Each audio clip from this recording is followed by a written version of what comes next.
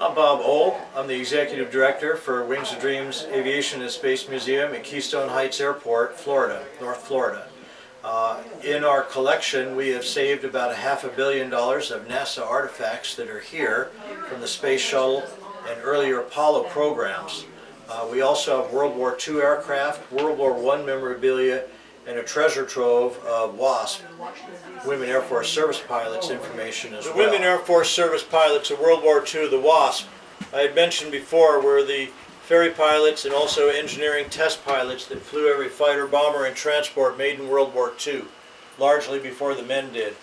One of the inspirations to us was Sylvia Miller Burrell up here in this poster. Her and her daughter Cindy were here in the very early days of Wings of Dreams. This is Sylvia back in World War II.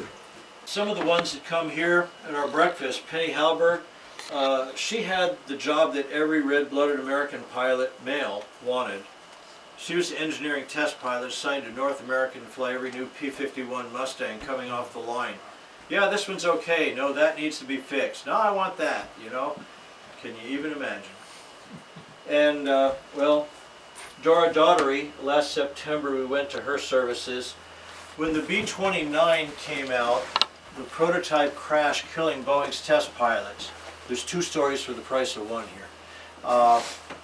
They had a hard time getting that accepted into service. It had so many new things to it. So General Hap Arnold, who is the commander of the Army Air Corps, ordered a guy named Paul Tibbets to train two WASP to fly the B-29.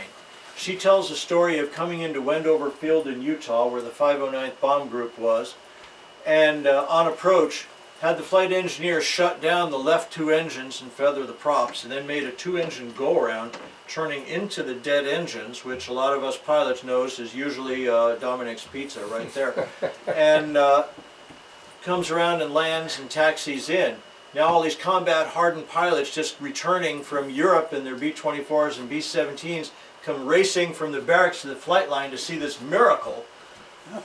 And the hatch drops open and two little girls in shorts pop out of it. Hey Fred, maybe we better give this a try. That's how the B-29 got accepted into service. Production is a very complex airplane to build. So they hired a guy that knew about assembly lines named Henry Ford. And he took the Ford automobile plant, you see the photograph here of, and turned it into the B-24 assembly line, where they produced a brand new B-24 out the front doors every 56 minutes for 4 years around the clock, making it the most produced aircraft in World War II, 18,463 of them built. There's one left that's a real B-24 flying. It's been here 5 times for the start of our Wings of Dreams air show. I've flown it. It's one of the worst flying airplanes I've ever flown.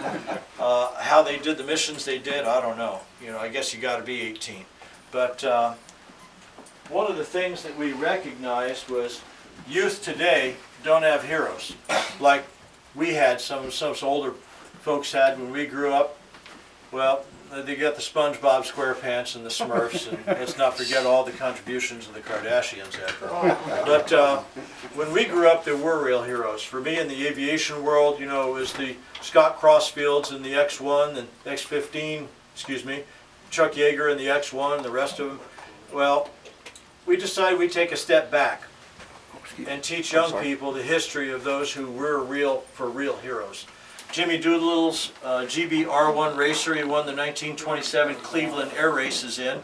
And then this airplane here that he told me that he took to South America to demonstrate as an export fighter aircraft. Well, outside of being the first aeronautical engineer in this country, he was also a boxer, a gymnast, a lot of things I can't mention. But he was doing handstands on the second floor balcony of his hotel room, kind of showing off for some young ladies, when bricks and mortar broke loose and he fell 2 stories to the ground and broke both ankles. The next morning he was supposed to demonstrate this airplane to the generals of their Air Force. So that evening had the concierge of the hotel run all over town to find carpenters to build wooden braces for his legs so the next morning he could fly that airplane. He did, and won the contract. That's back when men were men, I guess. About this same time in 1930, children were not allowed in airplanes. That was for the military and for daredevils. So George Hutchinson, this fellow over here, he flew to all 48 states with his family, having the governor of each state sign a petition it was safe for kids to be in an airplane. They used that to raise money to build a Sikorsky S-38 amphibian, and only 3 years after Lindbergh attempted to be the first family to fly across the Atlantic Ocean. They made it as far as Greenland when weather forced them down. They were out exploring when the iceberg in the background of that photograph there rolled over and crushed their amphibian, leaving them stranded. They were down to their last signal flare when it was spotted by a Scottish fishing trawler who was looking for somebody else, and they were rescued. In this case here, there's photographs, as they had a film crew on board, of their aircraft sinking, the crew that rescued them, and his wife and daughters Catherine and Janet, both that have been here.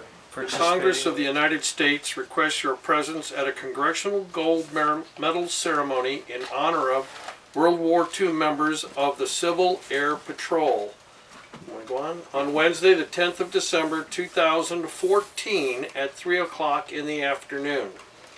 Emancipation Hall, United States Capitol, Washington, District of Columbia. Thank you.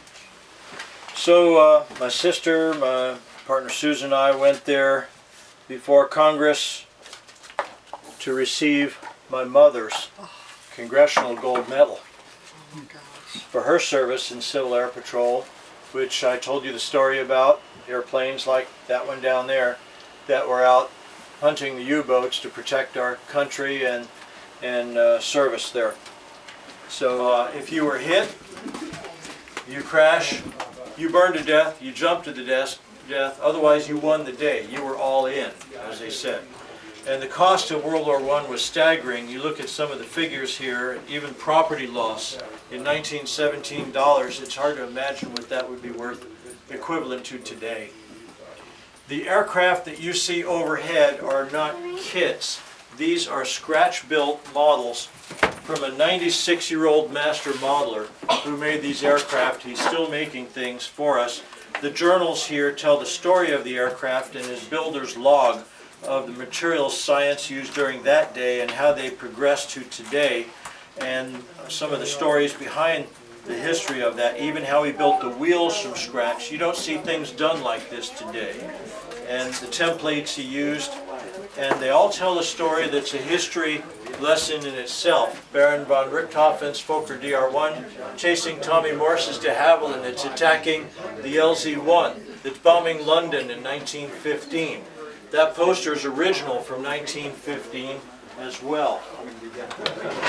The aircraft at that time period had armament largely on top of the wings, like you see in this white biplane here, because they could not shoot through the propeller until the Dutchman Anthony Fokker developed the interrupter gear that mechanically stopped the firing pins of the machine guns as the propeller blade was going by. But what happened in between this and this is not largely known. This aircraft, the Sopwith, down on the bottom here, the Sopwith company experimented with putting heavy metal plates on the back sides of the propeller so some of the bullets would get through. Imagine the ricocheting and how exciting that was. Our research library here has manuals of aircraft from World War I up through spacecraft. A lot of publications here that are out of print, and its purpose was, if you want to know about a particular person, an event, vehicle, whatever, you come here, you can do the research, and or pay a library docent, to pull that material for you, but nothing leaves here. And a lot of what we have here is almost impossible to find these days. And there's cabinets up on the right there that are stuffed with original NASA photographs from the moon, spacecraft manuals, and everything else. So we've been working for 10.5 years now, building Wings of Dreams, largely thanks to all volunteer effort and a wonderful board of directors that is here busting tail today.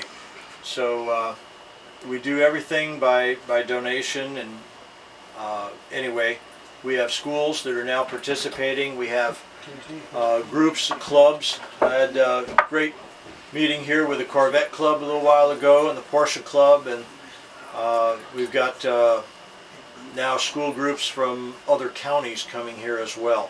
And he says, in one word, thunderstruck. And he says, how did you do this? And I said, well, we have a great team. So we're very proud of what we've done. We want to get this facility built. We need help. So we're asking everybody, who do you know? Get in contact with us, because we need to preserve and protect this and get these programs up and running so more people can take advantage of it. This is going to be a great economic vehicle for this area as well.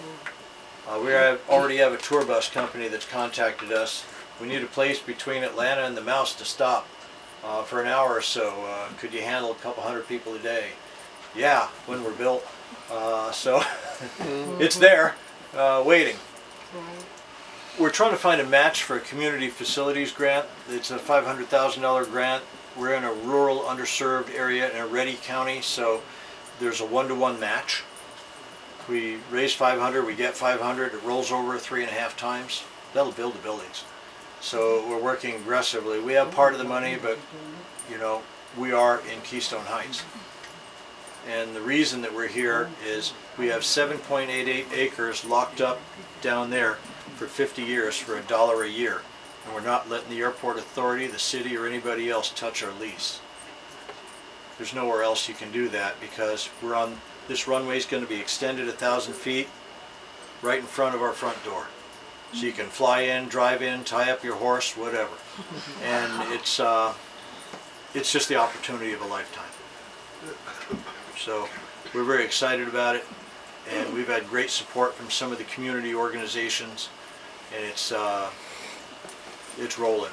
And we're open for tours, typically Friday, Saturday, and Sunday from 12 to 4, or by appointment. The museum phone number is 352-256-8037, and Wings of Dreams Inc. at AOL, our website address for email as well.